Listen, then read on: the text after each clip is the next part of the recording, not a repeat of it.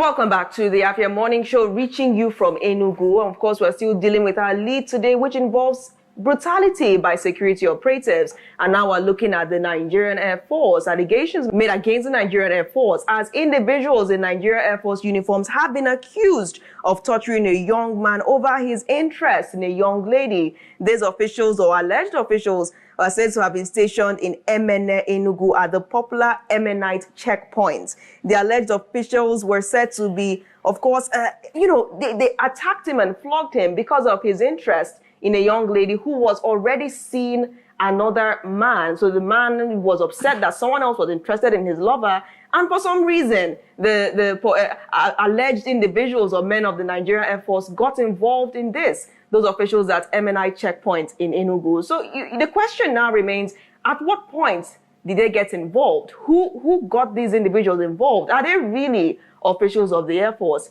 Ms. Onyedika, a youth development expert and public affairs analyst who has been following up on this case, joins us now in the studio to tell us exactly what happened and the situation of things with the young man who is believed to be in his late 20s. Thank you for joining me. Favor and I this morning. Pleasure to have you. Yeah, thank you very much, Natalie. I mean, we're still reeling from what we just discussed before, exactly. and now this. It's a roller coaster. I'm telling you. So, can you just walk us through these events? Okay, quickly. Meanwhile, in the description, I like to add that my full designation is youth development expert, human rights activist before public affairs analyst. Now, I don't put that human rights most of the time because if I come to do analysis, I want to concentrate on it. I want to put that in context because I have gotten involved in human rights advocacy and activism for over 15 years. So what I experienced with the Air Force was a shocker. It was highly tensed. You see how I categorically said men in Air Force uniforms? Because that usually is the order of the day. When people are committing these crimes, they say, oh, these were not our people, oh, these were just men in our uniforms. So I said, let me give it that respect and say that. No, but I like to say that the ones I'm saying might not be the opinion of the station, because I tell you, I walked to them myself. So any person who is saying that they might be men in their uniform, they told me that they are Air Force, they are not military, and they are not police. And they gave me the impression that they are above the law. Oh, really? Okay, now this young man was brought to me early in the morning. I was still on the bed. The mom came knocking, and they say, look at what the Air Force people did. Okay, he didn't even say Air Force. He said, look at what the Army people did to this boy. I asked him to show me. He removed his clothes. I saw that, the wounds on his back, and I said, what happened? Meanwhile, because I was aware of these two friends, one Mr. Monday and one Mr. Cheta, who were all cruising around, they come to my compound most of the time. So one day, the one who got beaten returned back to his parents' house and said his friend has said he should move away, that he's having interest in his girlfriend. It's not even because before I step into a matter, no matter how long it takes, I want to do my own basic finding. So their friends were saying that this, sorry to use the word, ugly girl, that's how they described it, this ugly girl in question, that it wasn't even this guy beating that was coming after her, that she was the one running after the guy, and the guy kept bluffing her off. But the mundane boyfriend now felt, why should she even look at you in the first place? It was wrong for you to have been where she will see you. Fast forward to where he has sent him out of the house, which he said that it was all of them that even had the house, still didn't want to struggle for it, to where they now started bullying him. Wherever he sees him, he said he will be coming, accusing him, using unprintable words on him. It was another friend who said, it's because you are calm. You now turn to the bully and say, you won't do this to me. You're doing this to this guy because he's always quiet. He now had confrontation with another person entirely. But because he probably doesn't want to or didn't want to go after this other one who stood up to him, he still came back to the quiet guy and dragged him with other people. These were civilians. Dragged him into a keke, took him to the Emenite checkpoint. And this Emenite checkpoint is notorious for doing such things. Once you bring a matter there, the first to report is the person who has has the upper hand. I don't know whether they are paying. I don't know I don't know what they give these people, because once you're the first to come and tell them a lot, and this is not even in a hidden place. If you're driving past from MNA going inside down or coming, you'll be seeing them torturing people every now and then. Now, I saw the wound and said, no, this is too much. Okay, because of the records I've had people come to my house, remove their clothes. They see in their laps and buttocks with wounds of marks of knives, and they will keep saying it is the same people. So I was being careful not to go there. I don't know how they will react. I don't want any person handling me. I said, okay, let me start making calls to know if I can get across to anybody that will speak to them. I called the airport. The people there said, no, they are not under them. I called other people. So they now said that it is in the Air Force base. I quickly reached one of the sister agencies, another security agency. I said, I know you will have the contact of these people. Please, can you contact them and tell them this? I told him the story. He said, you have it on video? I said, yes. He said, send it to me so that I can forward to them. He confirmed to me that he has forwarded to the commander in charge of these people.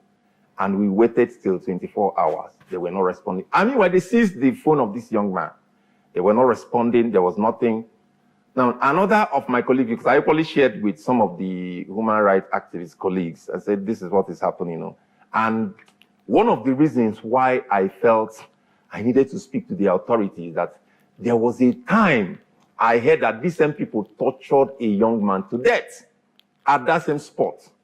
Okay, let's look at this case now. Why would Air Force officials be getting involved in a love triangle? I mean, I thought they were supposed to be guarding the airspace. Why are they getting involved in a love triangle? But from his reports, it looks like it's not necessarily the situation. It's whoever reports first, like you have said. Exactly. Yeah, but why are they getting involved in love? Why are they getting involved in a love? Why it's very interesting, because even if you are handling matters, they told you interested in my girlfriend or not interested in my girlfriend. Is that what Air Force should concern themselves with? Like taking so much time to the point of torturing somebody so badly.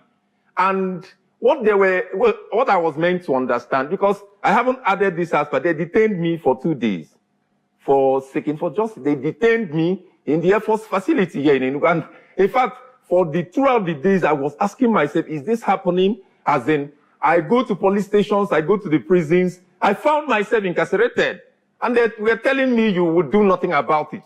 They threatened me. One of the Air Force people said, after this matter, wherever I see you, I will kill you. He said, look at my face, mark my face. I will kill you in front of the people that I came with. He said, just mark my face. So I'm also using this opportunity to tell Nigerians that the Air Force people in MNA has said they will kill. He said, wherever he sees me. He didn't say, when you come to he said, after this matter, wherever I see you, I will kill you. And what is shocking is that I told the commander. He waved it aside. The commander in charge of 553, I think that's what it is, was more interested in saying, why should the video be let out? I said, I'm telling you that this is a usual occurrence. I'm telling you that the person that brought me from the checkpoint to the base told me that if it is when it was still him, he will use gun and shatter my leg, that I will not be walking. They will now carry me with blood gushing out. To be honest, Natalie, I used to think that I am a brave, but I was at a point I was asking myself, are you sure you will come out alive? Because I used to have so much respect for the Air Force, amongst all the forces. I used to love a lot of things about them. I could look at a security agency that is supposed to be loved and cherished by Nigerians, that is supposed to be interested in what happens for the peace and the unity of the country. In fact, they used all sorts of things. The people at the checkpoint, none of them were, except if the person was an Igbo person and they didn't talk, they were now making it an ethnic thing. They said, Igbo people. Oh, Igbo. You must be IPOB. I was asking myself, is this happening? Like the advocacy for over 15 years, I tried to be reasonable with them. I said, they shut up. Oh, because we allow you to be standing. Don't you know we're supposed to have given you slide down and you'll be sitting on the floor and be talking to us? So at the point I want to talk, there was a time I said, okay, listen. Say, oh, you dare ask us to listen? Hey!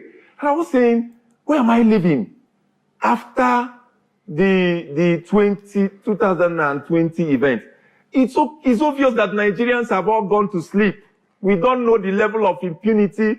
We don't know the level of lawlessness that is happening in the coffers of the law agencies. Mr. Abo, we are out of time, but I would like to believe that this was, I don't know if this show really happened. I don't even want to believe that this show really happened. I don't know how I appeared here. I'm erasing but today from my memory. have you had enough, Favor? I have. I've had enough. Security operatives, men of the Nigerian Air Force, Emenites. Air Force, the police command in Enugu, please, this is an open invitation to come and respond, because the number of things that we are hearing this morning, I mean, even if you decide to go back to sleep after the show, it is completely impossible. Ms. Onyedika, it's great that you've made the threat known on TV, so that we as media people would also be monitoring the situation, and the Nigerians as well, interested Nigerians. This should not be happening. This is an anomaly, and it's time for the government at all levels to intervene in this matter. If these things have been called out this way and nothing is done, then does that mean that we support it?